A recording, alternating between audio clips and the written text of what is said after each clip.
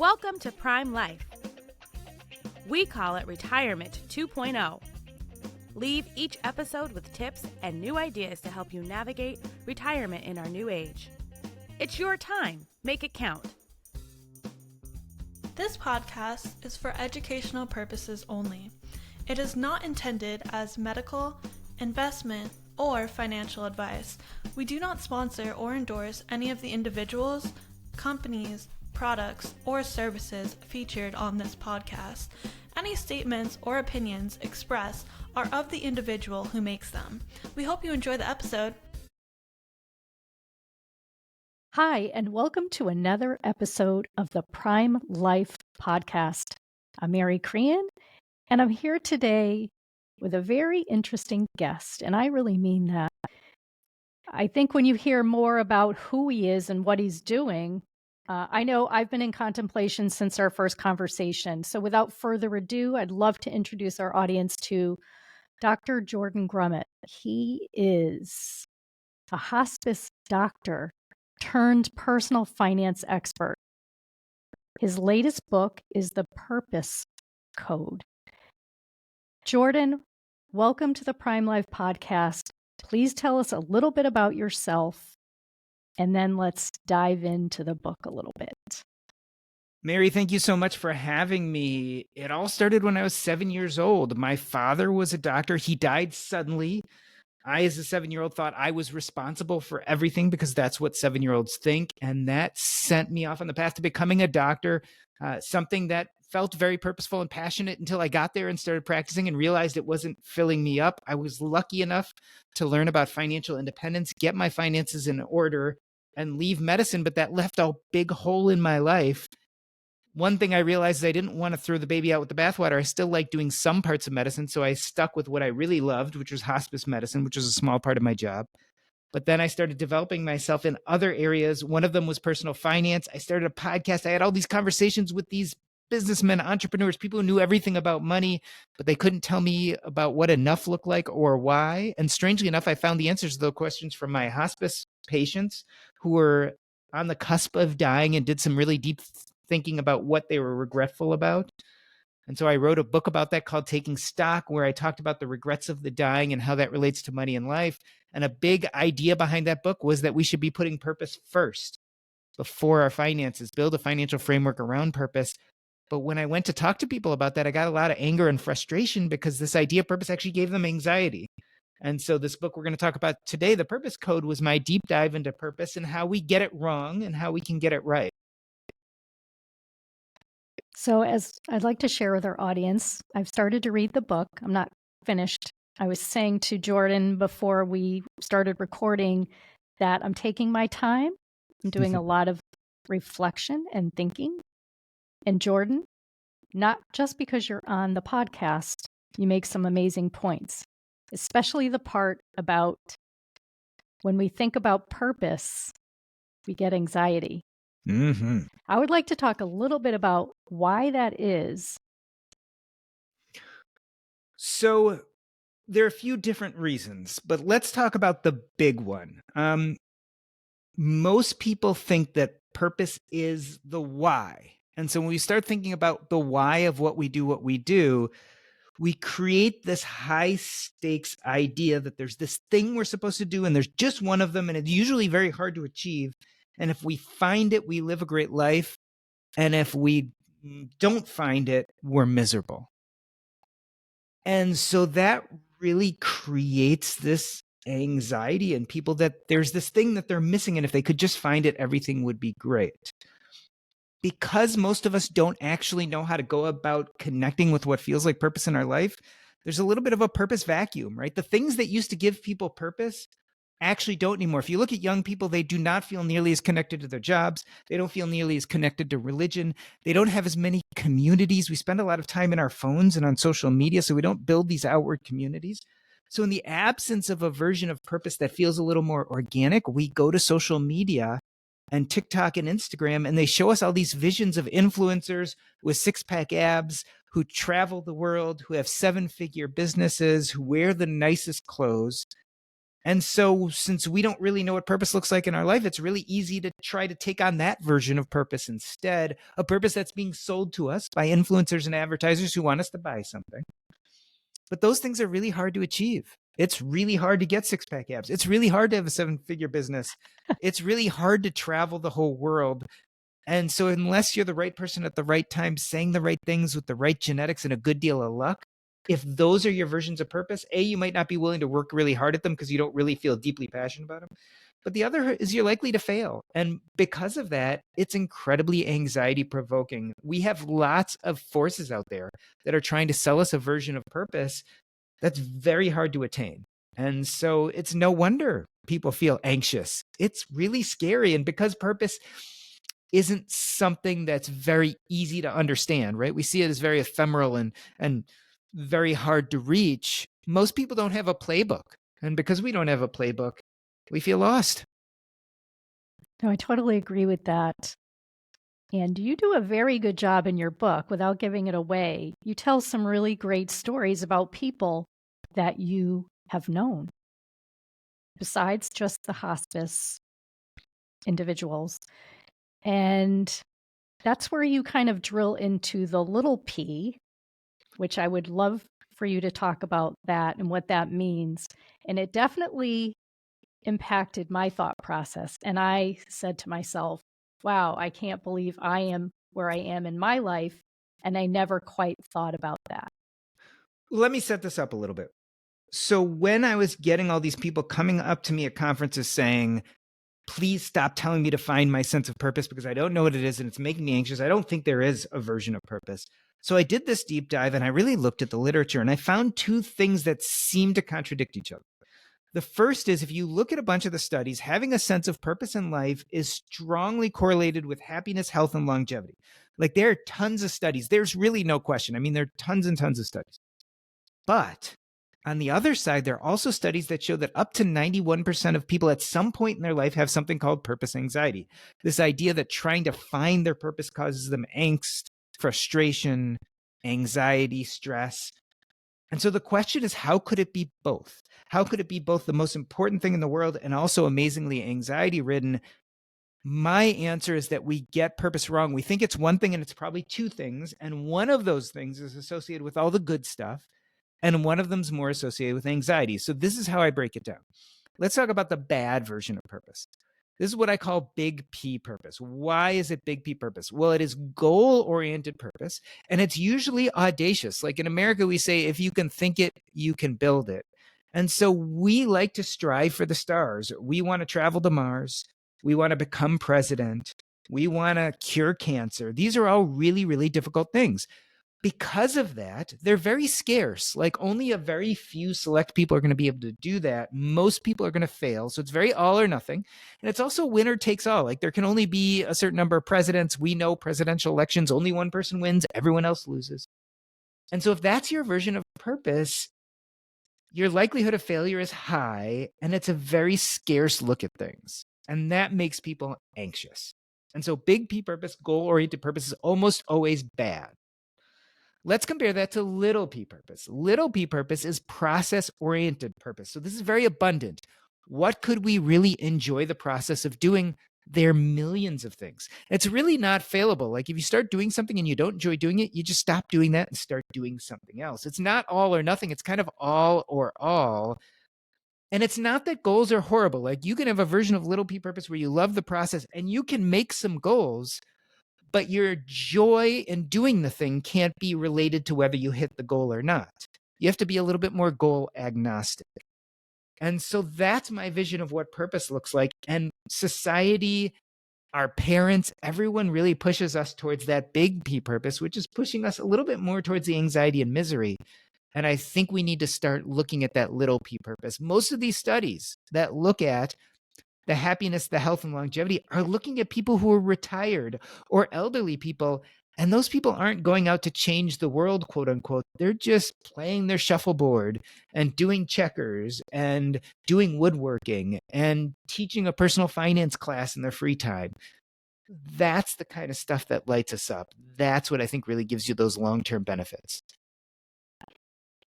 I agree with that. And I think somewhere I'm hearing like, what brings us joy, right? I personally do a lot of volunteer work in the community. And one day my husband said, why are you always doing these things? Like, what are you getting from it? I said, I get Mhm. joy. I love to help people like you, but I also do get the little P, right? I get to also use my talents and skills that I use in my day job to help, for example, nonprofits because they don't have the same type of resources.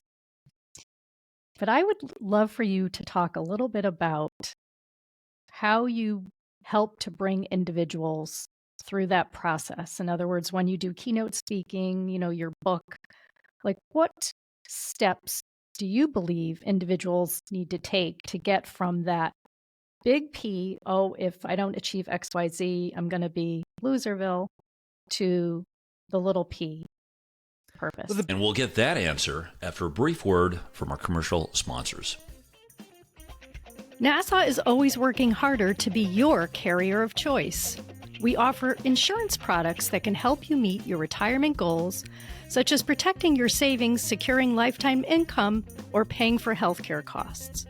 We're dedicated to providing best-in-class service and are keeping things simple, and we'll have your back. We have around 400,000 policyholders and contract holders and have been doing this for a long time, 170 years, but we remain humble enough to always try to improve. For more information, visit nfg.com. Nassau insurance products are issued by Nassau Life and Annuity Company of Hartford, Connecticut, Nassau Life Insurance Company, East Greenbush, New York, or Nassau Life Insurance Company of Kansas, Overland Park, Kansas. Subsidiaries of Nassau Financial Group. Products are not available in all areas. Policyholder counts are for all Nassau companies as of September 30th, 2022, and are subject to change. Biggest question I get is, how do I find my purpose, right? Because I want to help them start pursuing that little P purpose. And so the first thing I tell them is you don't find purpose, you build or create it. So this is really an active process. But they are right in a sense that you have to connect with what those inklings and those beckonings are in your life so that you can build purpose around them. So what I call those is purpose anchors. And so really the first step is to start identifying the purpose anchors in your life so you can do the very active process of building purpose around them. And so that's the biggest question I get is, well, how do I identify my purpose anchors? And so in the book, I go into great detail about this, but let me suggest really quickly 3 or 4 easy ways to start thinking about purpose anchors so that you can do the hard work of building a life of purpose around them. So I'm a hospice doctor, which means I deal with death and dying. And when my patients get comfortable, when we treat their symptoms, when we get them to where they want to die, we do something called the life review. It's a structured series of questions where we ask them about their lives, about their biggest successes and failures, the important people in their lives, and more importantly, their regrets. And we help them come to terms with their life. This hospice life review actually is a great way of identifying purpose anchors. And let's specifically talk about regret. So that's a big part of the hospice life review.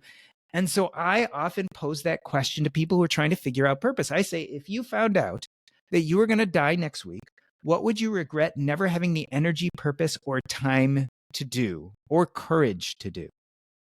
And when they start answering that question, I'm like, okay, let's take that regret and let's flip it around and turn it into a purpose anchor. If you're going to regret something, let's build a life of purpose around it. I was that person. 10 years ago, if you had posed that question to me, I would have said, I would really regret never traditionally publishing a book. It was just something deeply important to me. But then I could take that, turn it into a purpose anchor and try to build that life around that activity. So that's one is regrets. Another way to find purpose anchors is to think about the joys of childhood. I often tell people, what lit you up when you were a kid? Like, think about your room when you were a child. What were the posters? What were the drawings? What were the medals? Because you see kids, before they're told who they're supposed to be or what they're supposed to do, often have a real pure version of purpose. They go out and build forts all day and lose themselves and forget to come home for dinner. That's the definition of purpose, process-oriented joy. And so a great way to start thinking about purpose anchors is to think about your joys of childhood. When I was a kid, I loved baseball cards. And when I am on Facebook and I see something about baseball cards, it still lights me up, even though I don't even pay attention to sports anymore. So I know if I was having a lack of purpose in my life, I could start getting involved with that again.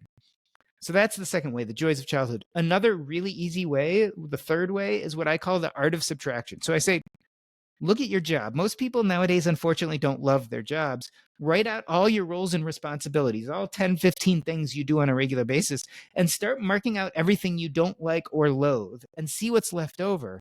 And if there's one or two things left over, that could be a good purpose anchor for you. Again, an example from my life. When I decided that medicine was burning me out and I started getting rid of everything I didn't like, there's one thing I would do even if you weren't paying me for it, and that was hospice medicine. So I knew that could be a purpose anchor in my life.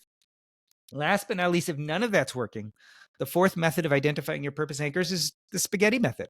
Throw against a bunch of spaghetti against the wall and see what sticks. What that means is saying yes to people you don't normally say yes to, doing things you don't normally do, maybe spending a day doing something that makes you feel slightly uncomfortable. And then at the end of the day, you assess and say, was that joyful? Did that feel like a good use of my day? And if the answer is yes, maybe that's a place you can start building some purpose around. Love that answer. I definitely have been using the spaghetti method. I'll just throw it out there and share that I've been doing that. And I didn't know it was called the spaghetti method, but now I do. So that gives me more thought. So Jordan, let's talk a little bit about the connection that you initially started with, which was because on Prime Life Podcast, we're talking to people about living longer, living better. Most oftentimes we're talking about financial wellness, etc. What was the linchpin for you that you said, look, I really need to understand to make a change.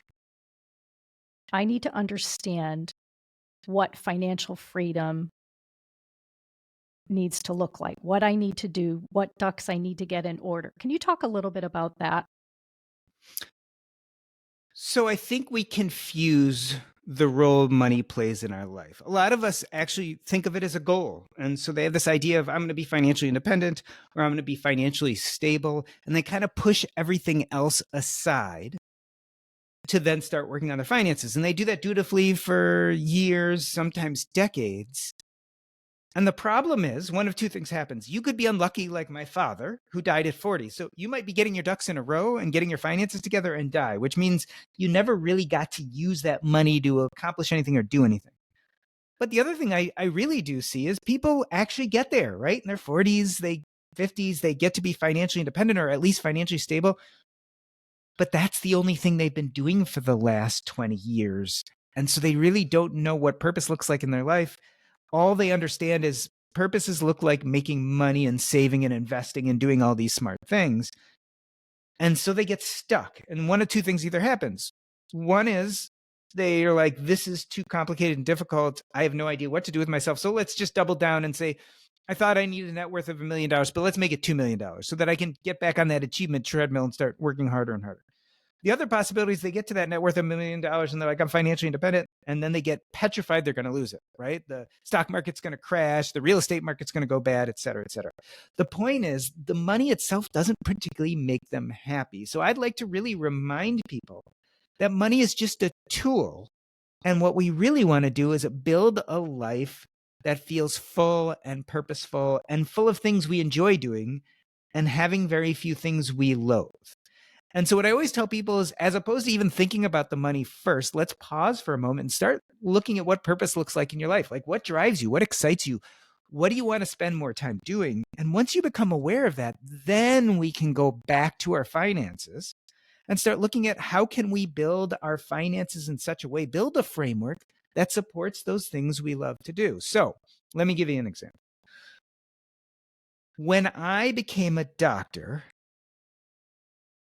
I could have been more thoughtful about what I loved, what felt purposeful. I wasn't at the time.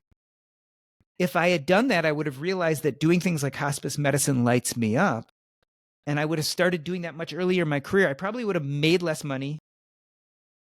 I probably wouldn't have been able to retire nearly as early. It probably would have taken me maybe even a decade longer to become financially independent, but I would have been doing something that I really loved doing.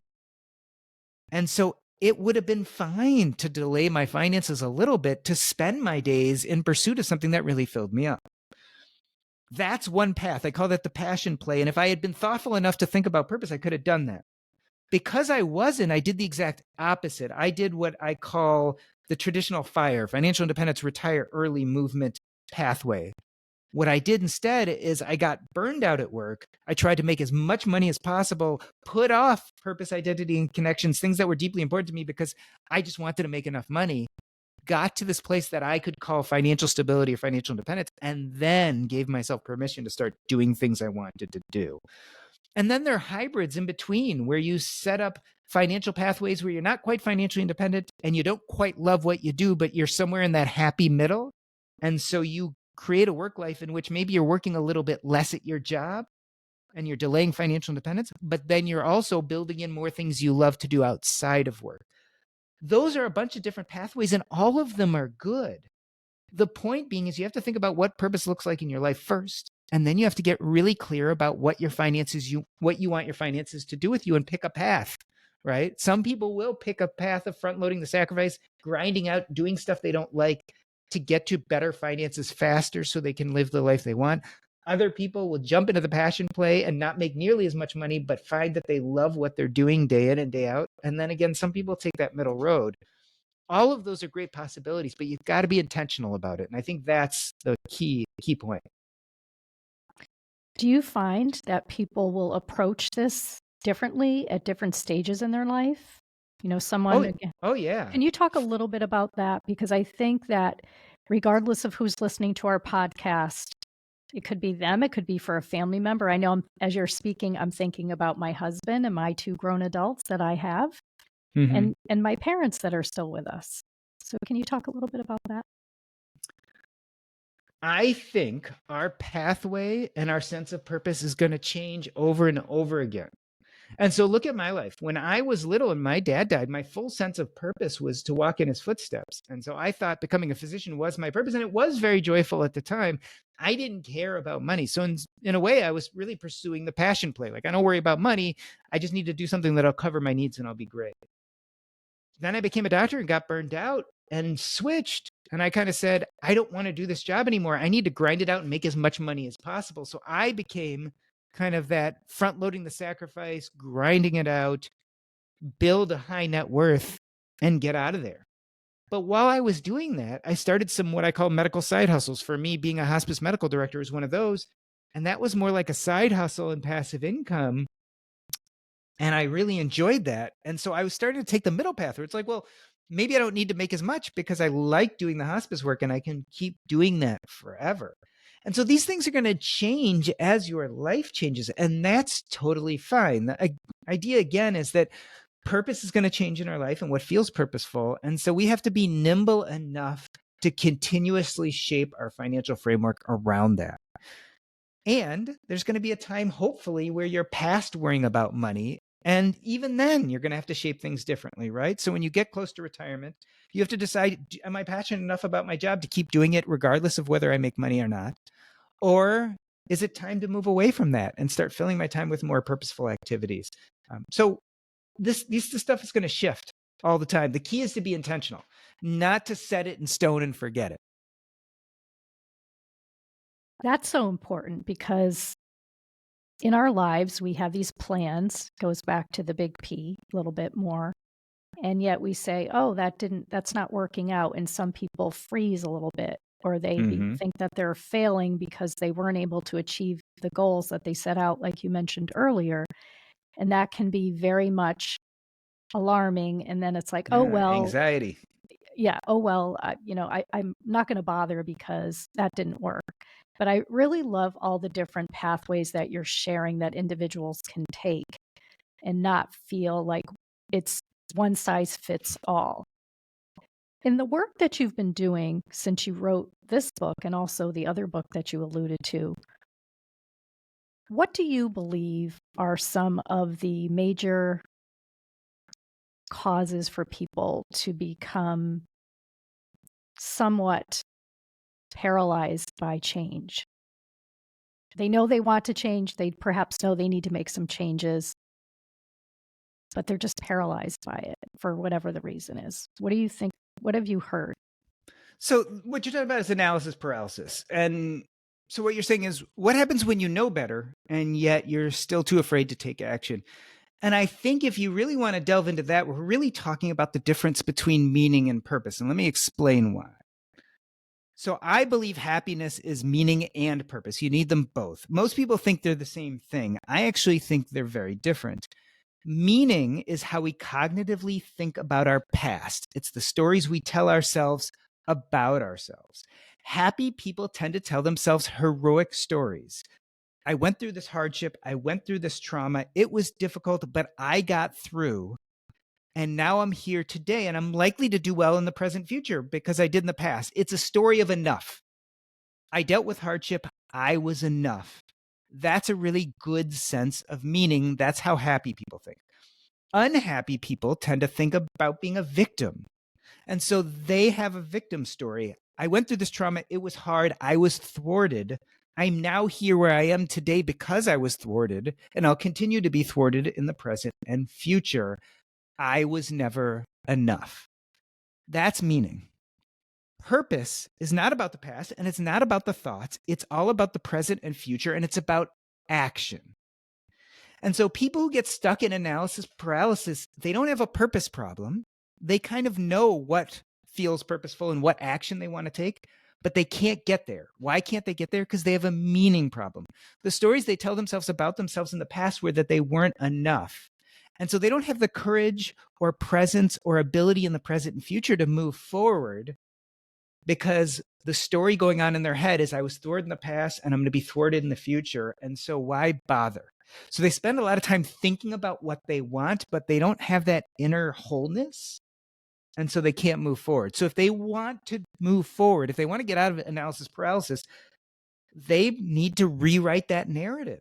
They need to see the past as heroic, and they were thwarted, but look how well they did. Look at all those bad things that happened to them. And yet they still successfully did all these things they did when they removed themselves from the trauma and realized they were a good person in a bad situation as opposed to a bad person. They reassert their enoughness. And once they feel enough, then purpose gets really easy, right? Once you get meaning down pat and you feel like you were enough in your past, purpose just is joyously moving into the present and future and taking action. It's easy. What do I like doing? Move forward and do it. It's a meaning problem that gets people stuck in analysis paralysis. And I think that's the real problem they have. I know you're a medical doctor. You've shared that. You're obviously very intelligent. How did you come up with this whole concept? Like, how did you do the research, dissect this, and come full circle in creating this amazing book that you just wrote? Well, I think it's really a conglomeration of all the things I've done, right? So I practiced medicine for 20 years. I've taken care of the terminally ill and dying and heard their stories. I've written a personal finance blog. I did a personal finance podcast where I interviewed some of the most intelligent, successful people out there when it came to money. I've run a mastermind about purpose and how it fits in our life, and I do purpose coaching. And so really, I kept on seeing the same problems over and over again. Purpose is supposed to help us. We know this. We've seen the data, and yet it isn't. And that's where the framework of little p and big P purpose came from. That's where the knowledge of purpose anxiety, as well as all the positive effects came into a mixture of things that made sense. And so when I started doing, for instance, purpose coaching, I could find that I could help people with the purpose anxiety by working on that little p purpose and disabusing them of their ideas of big P purpose. So it's kind of been a mix of all those things together. Is there a story that you'd like to share with our audience that really has had an impact on your work with purpose that you would like to share that maybe is in the book or maybe not in the book? I'd love to hear a story because you're a great storyteller. Very much so. The biggest complaint I get about my framework with purpose is that people will look at me and say, okay, I get it. Little p purpose, process oriented, you love it. Big P purpose, anxiety, I get that. But here's the thing. I like big P purpose. And the reason why is I want to change the world. I want impact. I want legacy. And so here's the story I always tell people about that to suggest why I think they have it all wrong. My maternal grandfather died in the 1960s. I was born in the 1970s. I never met him. My maternal grandfather had a very strong sense of little p purpose. He loved math for no other reason than it really just excited him. Because he loved math, he became a CPA. And in the 1950s, when my mom was a little girl, she would sit on his lap and he would sit there at his desk and he'd have his spreadsheets out, right? Because back then there weren't computers and Excel and all that kind of stuff. It would be paper and pencil. And he would explain to her all the calculations and numbers that he was putting in these boxes. And he was overjoyed. And so that modeling really affected my mom. As a little girl, she's like, wow, my dad loves this stuff. Maybe I should try on this identity myself and see if it fits me. And you know what she found? She found that she loved math too. So she did a bunch of mathematical things. She was a chemist for a while. She was a teacher for a while, but eventually she became a CPA. When I was a little boy, I had a learning disability. I had trouble reading. In fact, I was years behind my peers. They were in their beginning readers, and I was coloring with crayon in a coloring book. I would have felt lost. But you know what? Because my mom loved math, I kind of saw that modeling and I took on that identity too. And so I was way behind in reading, but I was at the top of the class in math. And because I had that confidence, I kind of knew eventually I would figure the reading out.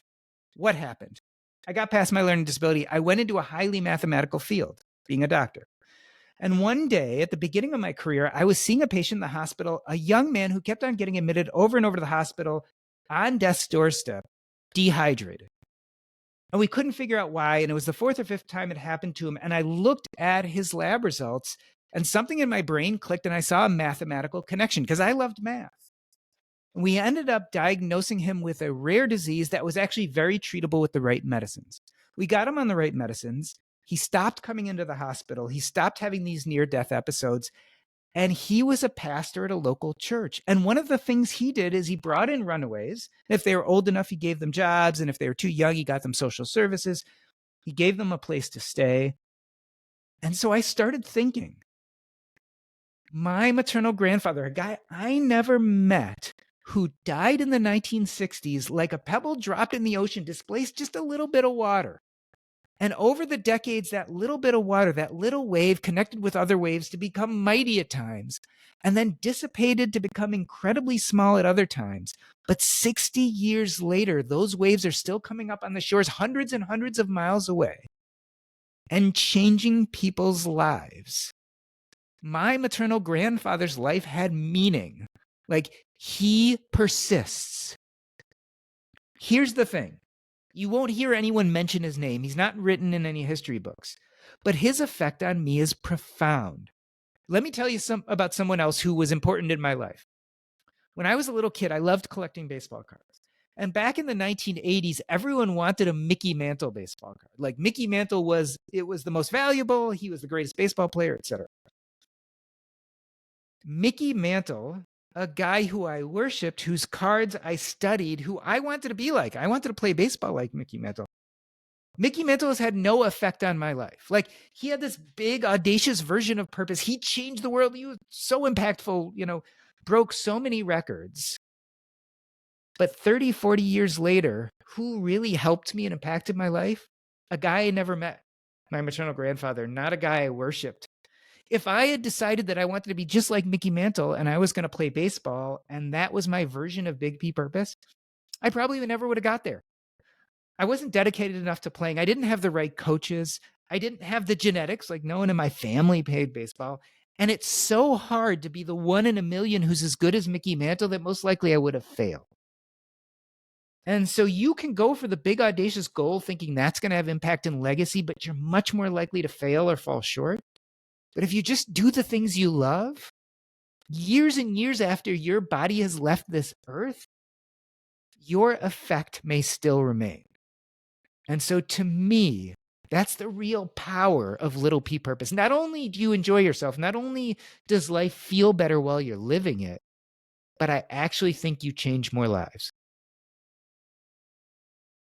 Well, that's a beautiful statement to make, and it reminds me of a quote that I actually have on my desk, and it's too long to recite, but it's a Ralph Waldo Emerson quote, and it's about success. And I think that you just stated that in some great words about having impact on the lives of those that we know, some who we don't know. Those are loved ones, as you mentioned earlier. I love that story, and I love the baseball card story as well. And I was hoping you would talk a little bit about that. So as we're kind of getting down to the end of our conversation today, I know you've talked a little bit about purpose and meaning. We always ask our guests, and I know you've pretty much answered the question. Jordan, you're a medical doctor, you're very successful, you're an author, a podcaster. You can do anything that you want. Why do you wake up every day and do what you do? What is your why? Oh my gosh. I mean, there are so many answers to that question. In fact, I sleep less than I ever slept, and I quote unquote work more than I ever worked when I was busy being a dutiful doctor. The reason is there's just so many things. So since I've embraced this vision of Little P Purpose, I'm kind of busy. Like I have a podcast to make, which I love doing. I have books to write, which I love doing. I love taking long walks. I live right on Lake Michigan, and we live right on Northwestern's campus. So there's just this beautiful walking path. I like reading detective novels. I love spending time with my wife and my kids. There are so many things to do. I can't imagine being bored. Everyone says, boy, what are you going to do when you're retired? It's going to be boring. I don't have enough hours in the day. On the other hand, I have plenty of time to rest during the day. I take sometimes a 30-minute or an hour nap because I sleep so little because I'm busy doing things late at night. And then I wake up at 5 a.m, jumping out of my bed to do other things. So I feel that time is abundant, and yet there are not enough hours in the day to do all the things I want to do. So I feel incredibly lucky to be at this stage of life and to just feel busy in a really nice way, in a way that everything on my calendar is something I put there. And if I want to get rid of any of it because I just feel tired or that I don't want to do it, I can just get rid of it. Well, that's beautiful. I know you've constructed your life the way you have. You've gone through your challenges, and here you are. And I love that you shared that positive attitude. It's not that it's perfect, but you're living with joy.